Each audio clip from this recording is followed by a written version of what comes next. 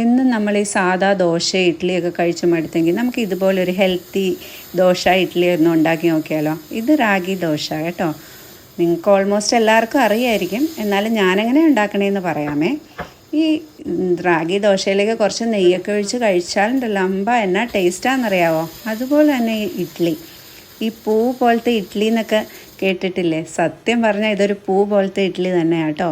നിങ്ങളൊന്ന് ഉണ്ടാക്കി നോക്കണേ. ഇതിൻ്റെ കൂടെ സാമ്പാറോ ചട്നിയൊക്കെ ഒഴിച്ച് കഴിച്ചാൽ എൻ്റെ പൊന്നെ ഒന്നും പറയണ്ട.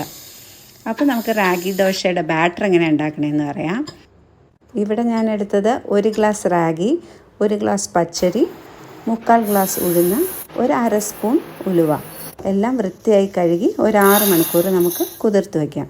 ഇനി അരയ്ക്കാൻ നേരത്ത് 2 സ്പൂൺ ചോറ് ചേർക്കാം. ചോറ് കൂടുതൽ ചേർക്കണ്ട, ചേർത്താൽ ദോശ ഇളകി വരാൻ ബുദ്ധിമുട്ടായിരിക്കും.